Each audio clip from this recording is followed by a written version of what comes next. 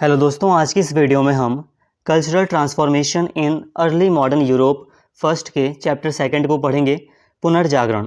देखिए दोस्तों, आज की इस वीडियो में cultural transformations in early modern Europe first का ये जो आपका सब्जेक्ट है, इसके चैप्टर 2 को पढ़ेंगे, जिसका नाम है पुनर्जागरण। सारी बातें आपके सिलेबस के अकॉर्डिंग आपको समझाई जाएंगी। सरल तरीके से सारी बातें आपको समझाने का प्रयास किया जाएगा। तो आपसे दोस्तों मैं यही रिक्वेस्ट करूँगा कि वीडियो को पूरा देखना, ताकि सारी बातें आप सही से समझ सकें। दोस्तों, बिना किसी देरी के अपने इस चैप्टर को शुरू करते हैं। चलिए दोस्तों, यहाँ पे हम सबसे पहले बात कर रहे हैं इतालवी शहरों में समाज और राजनीति। देखिए, यहाँ पे हम सबसे पहले इतालवी शहरों में समाज और राजनीति, मतलब जो इटली के शहर थे और जो समाज था, ठीक है, और जो राजनीति थी, उसके बारे में यहाँ पे हम बातें कर रहे हैं। ऐसा इसलिए क्योंकि पुनर्जागरण की शुरुआत इटली से ही मानी जाती है। देखिए, यहाँ पे हम यूरोप की बात कर रहे हैं। ये जो आपका सब्जेक्ट है ये यूरोप पर ही केंद्रित है। तो अभी हम यहाँ पे इटली के बारे में यहाँ पे समझ रहे हैं। देखिए, इटली के शहर बहुत विकसित थे। यूरोप के बाकी हिस्सों की तुलना में इटली के उत्तरी और मध्य शहर जैसे कि फ्लोरेंस, वेनिस, मिलान ज़्यादा शिक्षित और अमीर थे। यही वजह थी कि पुनर्जागरण आपको मैंने समझाया था, ठीक है। लास्ट मतलब जो पहला चैप्टर है उसमें मैंने आपको पुनर्जागरण का मतलब समझाया था। तो पुनर्जागरण सबसे पहले यहीं शुरू हुआ। देखिए दोस्तों, एक बार मैं आपको और अच्छे से बता देता हूँ पुनर्जागरण का मतलब था कि नई सोच, कला, ज्ञान, इसका विकास हुआ।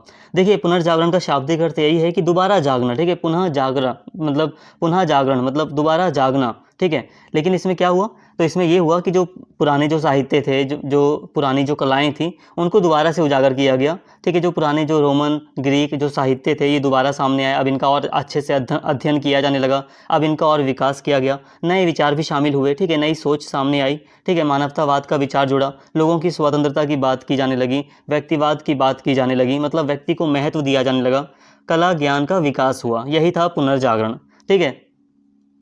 बेसिकली दोस्तों, अभी हम यहाँ पे जितनी भी बातें कर रहे हैं वो पुनर्जागरण से संबंधित ही हैं, ठीक है। मतलब यूरोप में जो बदलाव हमें देखने को मिलते हैं 14वीं शताब्दी के बाद यूरोप में जो बदलाव आने लगे, ठीक है, पुनर्जागरण के कारण, तो जो भी बदलाव हमें दिखाई देते हैं वो पुनर्जागरण का ही हिस्सा है। जैसे कि धार्मिक सुधार हुआ, ठीक है।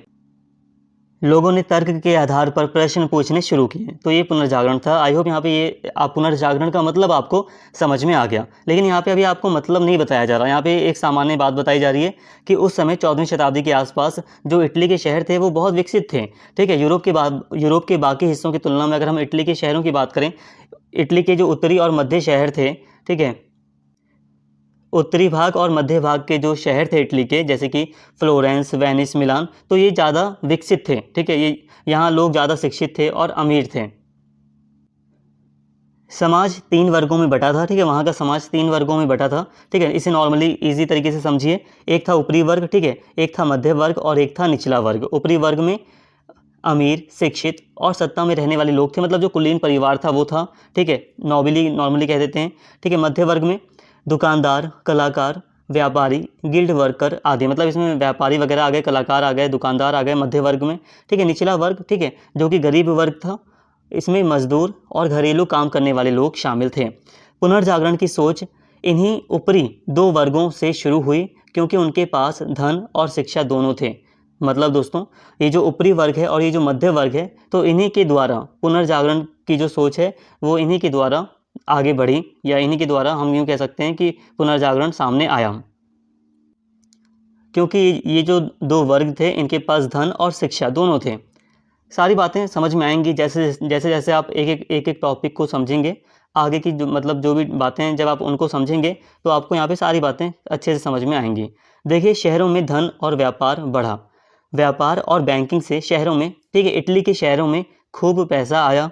लोगों ने उस धन से कला, भवन, मूर्तियाँ और शिक्षा पर खर्च करना शुरू किया। अभी मैं आपको अच्छे से समझाऊंगा यहाँ पे सारी बातें। राजनीतिक रूप से भी इटली के जो शहर थे वो स्वतंत्र थे। देखिए, 1454 का लोदी समझौता हुआ, जिसमें तय हुआ कि कोई शहर दूसरे पर हमला नहीं करेगा। इस वजह से शांति और स्थिरता बनी रही, जिससे कला और संस्कृति का विकास हुआ। सिंपल सी बात है कि देखिए, 1454 में एक ट्रीटी हुई थी, एक ट्रीटी ऑफ लोदी हुई थी, ठीक है, 1454 में इटली में। इसे दोस्तों आप शांति संधि के रूप में समझ सकते हैं, जिसमें तय हुआ कि जो इटली के अलग अलग जो शहर राज्य थे, जो नगर राज्य थे, वो आपस में संघर्ष नहीं करेंगे, एक दूसरे पर हमला नहीं करेंगे और शांति और स्थिरता बनाएंगे। ठीक है, जिससे क्या हुआ, जब वहाँ पर शांति हुई तो इससे कला और संस्कृति का विकास हुआ, इससे कला और संस्कृति को बढ़ावा मिला। कुल मिलाकर आप ये समझिए दोस्तों, देखिए इटली उस समय एकीकृत नहीं था। ठीक है, जैसे आज हम बात कर रहे हैं ना, आज हम बात कर रहे हैं कि इटली क्या है, इटली एक देश है ना। लेकिन उस समय इटली कई सारे नगर राज्यों में बटा हुआ था, जैसे कि फ्लोरेंस है, दूसरे जो शहर हैं, अलग अलग जो नगर राज्य हैं उसमें बटा हुआ था और आपस में ये संघर्ष भी करते थे। ठीक है, युद्ध भी होता था। ठीक है, तो यहाँ पे ये बताया जा रहा है कि ये जो संधि हुई थी तो इससे शांति स्थापित हुई और ये राजनीतिक रूप से ये जो शहर थे वो स्वतंत्र थे। और दोस्तों आप ये सब इसीलिए समझ रहे हो कि ये सब बातें आपको बता रही हैं कि इटली में ही पुनर्जागरण क्यों शुरू हुआ। ठीक है, देखिए अमीर लोगों ने कलाकारों को संरक्षण दिया। अब इटली में यहाँ पर जो शहर थे, यहाँ पर जो बड़े परिवार थे, कुलीन परिवार जो थे यहाँ के शहरों में, उन्होंने कलाकारों को संरक्षण दिया। बड़े परिवार जैसे मेडिसी, ठीक है, सोर्जा, एस्टे आदि ने चित्रकारों, मूर्तिकारों और विद्वानों को पैसा देकर काम करवाया। इसी वजह से Michael Angelo, Leonardo da Vinci जैसे कलाकार प्रसिद्ध हुए। मतलब इन कलाकारों को संरक्षण मिला और तब इन्होंने काफ़ी अच्छे से अपनी अपनी मतलब कला का विकास किया। अब यहाँ पे ये जो बातें लिखी हैं दोस्तों, देखिए यहाँ जो ब्रैकेट में लिखा है ये तो शहर का नाम हो गया, राज्य का नाम हो गया। ठीक है, जो नगर राज्य थे, जो शहर थे। ठीक है, और यहाँ पर जो नाम लिखा है जैसे कि मेडिसी, सोर्जा, एस्टे, तो ये वहाँ के कुलीन परिवार हैं। ठीक है, तो ये वहाँ के कुलीन परिवार थे जिन्होंने कलाकारों को संरक्षण दिया। धर्म और कला दोनों जुड़े थे। कई चर्च, अस्पताल और सार्वजनिक भवन बनाए गए जो धार्मिकता और शहर के गौरव दोनों का प्रतीक थे। देखिए दोस्तों, यहाँ पर अभी जितने भी पॉइंट्स आपको बताए गए, कुल मिलाकर ये पॉइंट्स आपको बता रहे हैं कि इटली के शहर में ही पुनर्जागरण क्यों शुरू हुआ। ठीक है, मैंने आपको बताया ना कि पुनर्जागरण की शुरुआत सबसे पहले इटली में हुई, इटली के शहरों में ही पुनर्जागरण की शुरुआत हुई। तो यहाँ पे आप समझ सकते हैं कि ऐसा क्यों हुआ। देखिए यहाँ पे मैंने आपको बताया कि इटली के शहर बहुत विकसित थे। ठीक है, वहाँ पर शहरों में धन और व्यापार बढ़ा था काफ़ी। ठीक है, राजनीतिक रूप से शहर स्वतंत्र थे। ठीक है, अमीर लोगों ने कलाकारों को संरक्षण दिया, मतलब कला को बढ़ावा मिला। ठीक है, इटली के जो शहर थे वहाँ पर कला को बढ़ावा मिला। ठीक है, कलाकारों को संरक्षण मिला, जिससे वहाँ पर कला का, आर्ट का विकास हुआ। ठीक है, साहित्य का विकास हुआ। तो इन पॉइंट से दोस्तों आपको समझ में आया होगा कि इटली के शहरों में पुनर्जागरण की शुरुआत क्यों हुई थी। ठीक है, और किस तरह से हुई, तो ये भी आपको समझ में आया होगा। लेकिन यह पुनर्जागरण सबके लिए नहीं था। यह मुख्यतः शहरों के अमीर और शिक्षित वर्गों तक सीमित रहा। गरीब, अनपढ़ या ग्रामीण लोग इस आंदोलन का हिस्सा नहीं बने। अब यहाँ पे दोस्तों ध्यान देना, यहाँ पे ये जितनी भी बातें हैं ये आपको और अच्छे से समझ में आएंगी जब हम आगे के यहाँ पे पॉइंट्स को समझेंगे। ठीक है, यहाँ पे जितनी बातें आपको समझ में आई वो ठीक है, वो डायरेक्ट मैंने आपको बता दिया, लेकिन यहाँ पे और ज़्यादा अच्छे से आपको सारी बातें समझ में आएंगी कि कला और साहित्य ने किस तरह से पुनर्जागरण में योगदान दिया। इन सारी बातों को आपको मैं अच्छे से समझाऊंगा। अब यहाँ पर हम बात कर रहे हैं कला साहित्य में मानवतावाद। अब यहाँ पर दोस्तों एक पॉइंट आप समझ लो, हर बार पुनर्जागरण में यही पॉइंट आएगा घुमा फिरा कर, कला और साहित्य, बार बार शब्द आपको सुनाई देंगे। देखिए पुनर्जागरण कला और साहित्य के द्वारा ही हुआ। मतलब पुनर्जागरण में अगर हम शुरुआत में बात करें तो क्या हुआ था, जो कला थी उसको विकास का अवसर मिला। ठीक है, कलाओं को बढ़ावा मिला, कलाकारों को संरक्षण मिला। अब कलाकारों ने कई सारी कलाएं प्रस्तुत की, साहित्य का विकास हुआ। तो इसी से पुनर्जागरण आगे बढ़ा। ठीक है, इसी से पुनर्जागरण आंदोलन की एक तरह से शुरुआत हुई। तो कला और साहित्य बार बार शब्द आपको देखने को मिलेंगे। फिर आगे चलकर हम देखते हैं कि पुनर्जागरण में ही धार्मिक सुधार भी हुए, कि पुनर्जागरण के अंतर्गत ही धार्मिक सुधार का आंदोलन भी चला, कि जो ईसाई धर्म था उसमें जो कुरीतियाँ थी या जो अंधविश्वास था, तो उसके लिए भी अब लोगों ने उसमें सुधार की मांग की। ठीक है, अब लोगों ने तर्क के आधार पर हर चीज़ पर प्रश्न करके सोचना शुरू किया, जिससे कि धार्मिक सुधार को बल मिला। तो ये भी पुनर्जागरण में शामिल हुआ। लेकिन कला और साहित्य आपको समझ में आ गया होगा। ठीक है, अब यहाँ पे हम बात कर रहे हैं कला और साहित्य में मानवतावाद। पहले यहाँ पर आपको मानवतावाद का मतलब समझना है और फिर यहाँ पर आप समझोगे कि किस तरह से पुनर्जागरण ने मानवतावाद को बढ़ाया। एक बात दोस्तों मैं स्पष्ट कर देता हूँ, टॉपिक ना इतना आसान नहीं है। आसान है, मैं आपको आसान तरीके से समझा रहा हूँ, लेकिन इतना आसान नहीं है। लेकिन आप अगर सारी बातों को ध्यान से सुनेंगे, ठीक है, तो आप यकीन मानिए आपको बहुत आसान तरीके से सारी बातें समझ में आएंगी।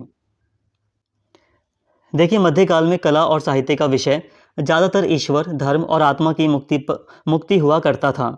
लेकिन पुनर्जागरण 14वीं से 16वीं सदी के दौरान मनुष्य को केंद्र में रखकर देखने की सोच बढ़ी।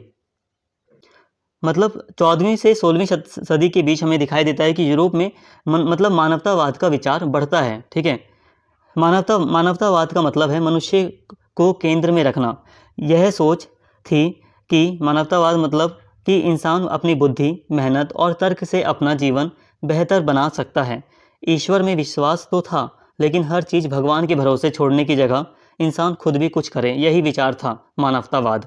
अब देखिए मानवतावाद का मतलब क्या है। मानवतावाद का मतलब दोस्तों यहाँ पर यह है कि मानवतावाद का मतलब है कि मनुष्य को इम्पोर्टेंस दी गई। अब मानवतावाद में मनुष्य को इम्पोर्टेंस दी जाती है, मनुष्य को केंद्र में रखा जाता है। जैसे कि यूरोप में पहले क्या था, सिर्फ ईश्वर की ही बात की जाती थी, धर्म का बोलबाला था। ठीक है, धर्म बहुत प्रमुख था। ठीक है, सारी चीज़ें धर्म के आधार पर ही मानी जाती थी। जितनी भी कला थी, जितने भी साहित्य थे, तो वो धर्म से जुड़े हुए होते थे। ठीक है, उन्हीं को बढ़ावा दिया जाता था और तर्क वितर्क के लिए, विज्ञान के लिए कोई जगह नहीं थी। लेकिन जब मानवतावाद का विचार प्रबल हुआ तो इसने मनुष्य को केंद्र में रखने की बात की कि हमें मतलब मनुष्य के बारे में भी बात करनी है, मनुष्य के जीवन के भी बारे में बात करनी है, मनुष्य की स्वतंत्रता के बारे में बात करनी है। ठीक है, आगे चलकर हम देखते हैं कि जो कलाकार थे, जो साहित्यकार थे, उन्होंने मनुष्य के बारे में लिखना शुरू किया। ठीक है, कलाओं में मनुष्य को दिखाया। जैसे कि कई सारे चित्रकारों ने मनुष्यों के चित्र बनाए। ठीक है, तो यहाँ पे ये कुछ पॉइंट्स आपको समझ में आए, और बातें हैं आपको क्लियर हो जाएंगी आगे। देखिए मानवतावाद कहाँ से शुरू हुआ, तो इसकी शुरुआत इटली के शहर फ्लोरेंस में हुई। बाद में यह विचार पूरे यूरोप में फैल गया। इस सोच ने कला, साहित्य, राजनीति और विज्ञान सबको प्रभावित किया। देखिए कला में मतलब देखिए अभी एक एक करके हम समझ रहे हैं, कला में, साहित्य में, राजनीति में, विज्ञान में। तो देखिए कला में मानवतावाद, कलाकारों ने मनुष्य की सुंदरता, भावनाओं और वास्तविक जीवन को चित्रित करना शुरू किया। यहाँ पर आप समझ रहे हो कि मानवतावाद किस तरह से शुरू हुआ। तो देखिए कला में मानवतावाद मतलब कलाकारों ने मनुष्य की सुंदरता, भावनाओं और वास्तविक जीवन को चित्रित करना शुरू किया। पहले क्या था कि ईश्वर से जुड़े हुए प्रतीकों के ही चित्र बनाए जा रहे थे। ठीक है, मतलब जो धर्म से जुड़ी हुई चीज़ें थी उन्हीं की बात कलाओं में की जा रही थी। लेकिन अब क्या हुआ कि कुछ कलाकारों ने मनुष्य की सुंदरता, भावनाओं और वास्तविक जीवन को भी चित्रित करना शुरू किया। जैसे कि कुछ बच्चे दिखा दिए गए चित्र में जो खेल रहे हैं। ठीक है, एक महिला दिखा दी गई चित्र में जो हंस रही है, एक किसान दिखा दिया गया जो मेहनत कर रहा है। तो अब लोगों ने मतलब लोगों के बारे में भी सोचना शुरू किया। इन चित्रों का फ़ायदा ये हुआ कि अब लोगों ने लोगों के बारे में भी सोचना शुरू किया, मनुष्य के बारे में सोचना शुरू किया कि अरे मनुष्य का भी एक मतलब जीवन है जो कि बहुत इम्पॉर्टेंट है, मनुष्य की स्वतंत्रता इम्पॉर्टेंट है। तो अब मनुष्य के बारे में भी लोगों ने शुरू किया। पहले कला का उद्देश्य सिर्फ धार्मिक संदेश देना था, अब जीवन की सच्चाई और प्रकृति की सुंदरता दिखाना हो गया। चित्रों में ईश्वर या देवी देवताओं के स्थान पर साधारण मनुष्य, स्त्रियां, बच्चे और प्रकृति दिखाई देने लगे। ये मैंने आपको समझाया। उदाहरण के तौर पर चित्रकारों ने शरीर की प्राकृतिक बनावट, चेहरे की भावनाएं और को यथार्थ रूप में दिखाया, जैसे कोई व्यक्ति हंस रहा है, सोच रहा है या मेहनत कर रहा है। यह सब दर्शाता है कि अब कलाकार मनुष्य के अनुभव को महत्वपूर्ण मानने लगे थे। अब देखिए साहित्य में मानवतावाद। ठीक है, साहित्य मतलब दोस्तों यही है, जो कहानियाँ हैं, जो कविताएं हैं, ये सब साहित्य में आता है। ठीक है, तो लेखकों ने ईश्वर या पाप पुण्य की जगह मनुष्य के विचारों, प्रेम, तर्क और जीवन के संघर्ष पर लिखना शुरू किया। लोक भाषाओं में यानी कि जो स्थानीय भाषाएं हैं, ठीक है, जो लोक भाषाएं थी, जो स्थानीय भाषाएं थी, उसमें साहित्य लिखा जाने लगा ताकि आम लोग भी समझ सकें। साहित्य में पात्र अब केवल संत या पापी नहीं, बल्कि भावनाओं से भरे जीवित मनुष्य के रूप में दिखने लगे। देखिए दोस्तों, मतलब साहित्य में मानवतावाद मतलब पहले जहाँ सिर्फ ईश्वर के बारे में, ईश्वर से संबंधित बातें लिखी जाती थी, धर्म से संबंधित बातें लिखी जाती थी, पहले जहाँ पाप पुण्य से संबंधित बातें ही साहित्य में शामिल की जा रही थी। ठीक है, अब क्या हुआ, अब मनुष्य के विचारों को भी साहित्य में शामिल किया गया। अब मनुष्य से संबंधित कहानियाँ लिखी जाने लगी, मनुष्य के विचारों को शामिल किया जाने लगा। ठीक है, तर्क के आधार पर बातें लिखी जाने लगी। ठीक है, मनुष्य के जीवन के संघर्ष पर लेखकों ने लिखना शुरू किया। मतलब मनुष्य को इम्पोर्टेंस दी जाने लगी, जिससे मानवतावाद का विचार प्रबल हुआ। तो आपको यहाँ पे सारी बातें समझ में आ रही होंगी। पहले जहाँ सिर्फ ईश्वर की बात की जा रही थी, संत की बात की जाती थी, बल्कि अब यहाँ पर क्या हुआ, मतलब मनुष्य की जो भावनाएं थी उसको भी अब महत्वपूर्ण माना जाने लगा, उसको भी साहित्य में शामिल किया गया। अब यहाँ पर देखिए काफ़ी शॉर्ट में काफ़ी अच्छे से बताया गया है, मुख्य विचार के रूप में आपको समझ में आ जाएगा। मानवतावाद, देखिए मनुष्य सोचने और निर्णय लेने में स्वतंत्र है। ठीक है, ये बात लोगों ने अब इस पर विचार करना शुरू कर दिया कि मनुष्य सोचने और निर्णय लेने में स्वतंत्र है।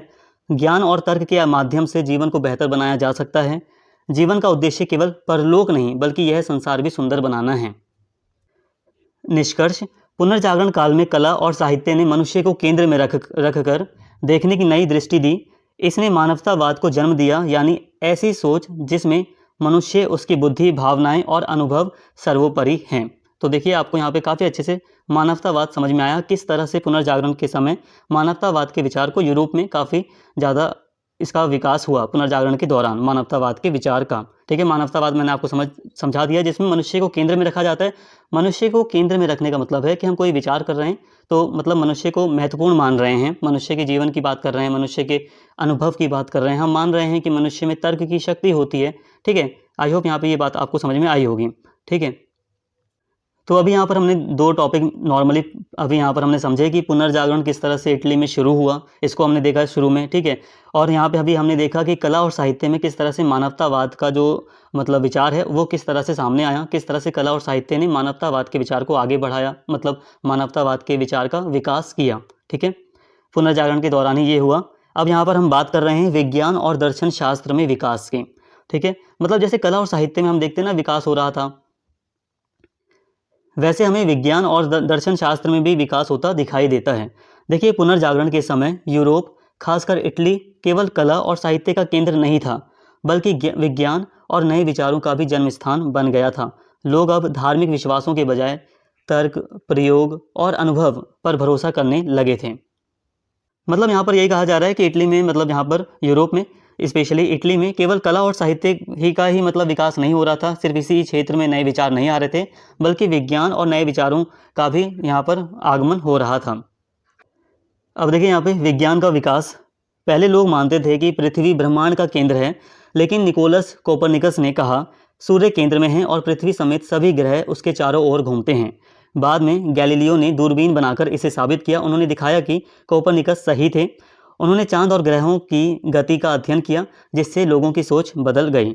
मतलब शुरुआत में तो लोगों ने इनकी बातों को इग्नोर किया, इनकी बातों पर ध्यान नहीं दिया, कोपरनिकस की बात पर ध्यान नहीं दिया। फिर जब गैलीलियो ने कोपरनिकस की जो मतलब बात थी उसका जब पूरी तरह समर्थन किया तो गैलीलियो को धर्म विरोधी कहा गया। लेकिन समय के साथ ऐसे जो मतलब विज्ञान के क्षेत्र में जो ऐसी जो बातें आई तो इससे लोगों की सोच में बदलाव हुआ।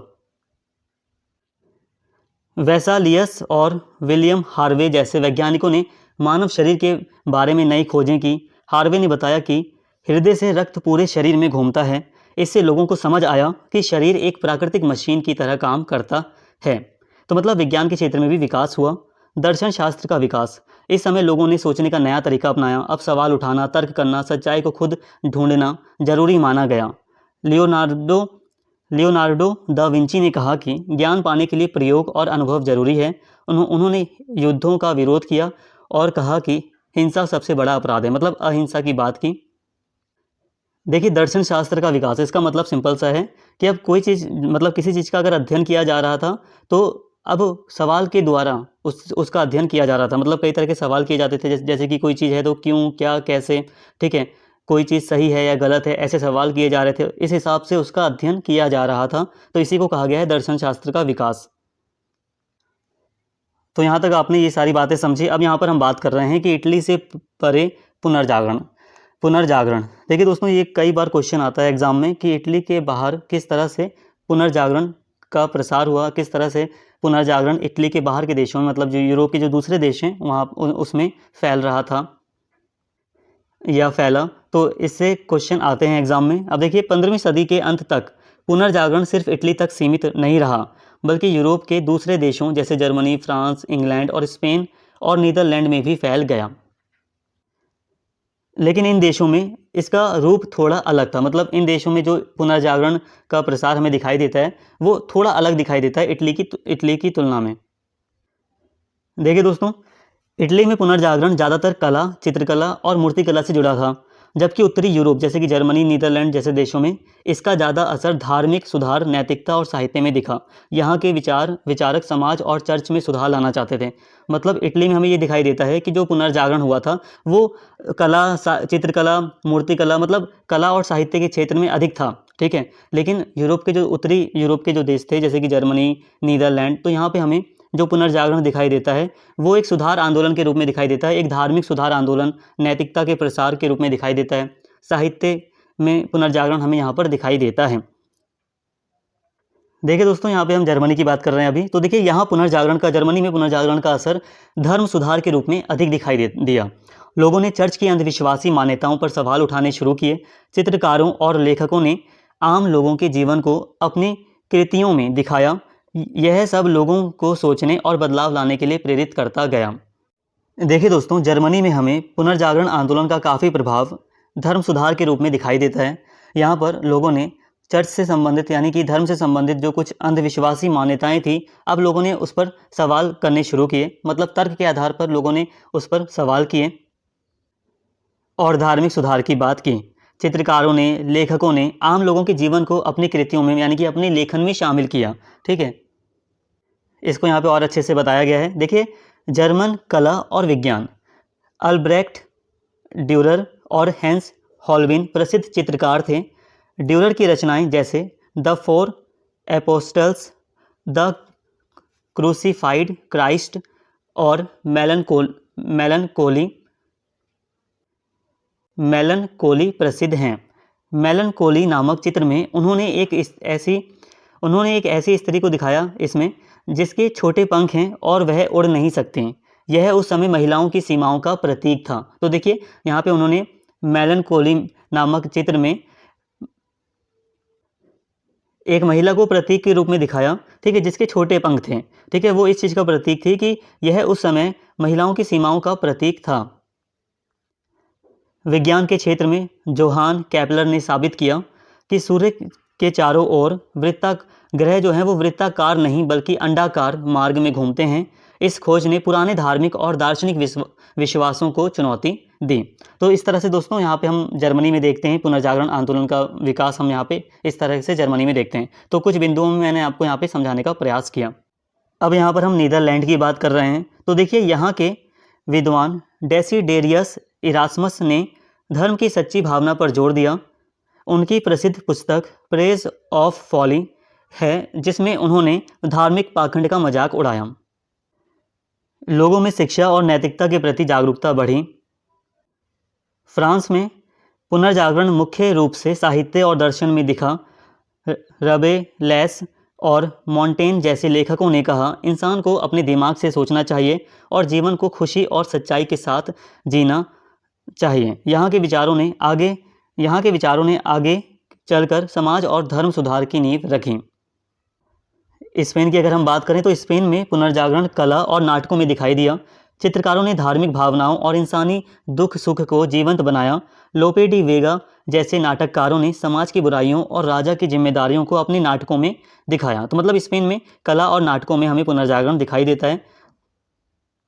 दोस्तों, कुल मिलाकर कहा जाए तो यहाँ पर हमें यही दिखाई दे रहा है, इन देशों में जैसे कि फ्रांस, स्पेन, जर्मनी, यहाँ पे हमें यही दिखाई दे रहा है कि धार्मिक सुधार पर बल दिया गया, ठीक है। और जो मानवतावाद है इसके विचार को मतलब प्रबलता, इसके विचार को मजबूती मिली। मतलब अब मनुष्य को काफ़ी ज़्यादा इंपॉर्टेंस दी जाने लगी, मनुष्य की स्वतंत्रता की बात की जाने लगी। तर्कवाद का विचार काफ़ी ज़्यादा बढ़ा कि मनुष्य को तर्क के आधार पर सोचना चाहिए, ठीक है। विज्ञान का विकास हुआ। अब देखिए, इंग्लैंड में पुनर्जागरण ने साहित्य और नाटक को नई दिशा दी। थॉमस मोर की यूटोपिया और शेक्सपियर के नाटक मानव जीवन की सच्चाई, भावनाओं और संघर्षों को दिखाते हैं। अंग्रेजी पुनर्जागरण में धर्म और समाज दोनों को तर्क और मानवीय दृष्टि से देखने की प्रवृत्ति बढ़ी। तो जो बातें मैंने अभी यहाँ पे आपको समझाई वही बात यहाँ पे भी है, ठीक है, कि अंग्रेजी पुनर्जागरण में हमें धर्म और समाज दोनों को तर्क और मानवीय दृष्टि से देखने की बढ़ती प्रवृत्ति दिखाई देती है। निष्कर्ष के रूप में यहाँ पे सारी बातों को अच्छे से समझाया गया है। देखिए, इटली से चला पुनर्जागरण पूरे यूरोप में फैलकर नई सोच लेकर आया। इसने लोगों को अंधविश्वास से निकलकर तर्क, स्वतंत्रता और मानव गरिमा की ओर अग्रसर किया। कला, साहित्य, विज्ञान और धर्म सब में मनुष्य केंद्र में है, यह विचार मजबूत हुआ। यही बातें दोस्तों मैंने आपको समझाई। आई होप ये बात भी आपको समझ में आ गई होगी। यहाँ पे भी यही बात लिखी है कि कला, साहित्य और विज्ञान और धर्म सब में मनुष्य केंद्र में है, ये विचार मजबूत हुआ। आई होप दोस्तों यहाँ पर सारी बातें आपको समझ में आई होंगी। दोस्तों अगर आपको वीडियो अच्छी लगी हो तो प्लीज़ चैनल को सब्सक्राइब कर लें, वीडियो को लाइक करें, शेयर करें और कमेंट करके अपना फीडबैक जरूर दें। Thank you.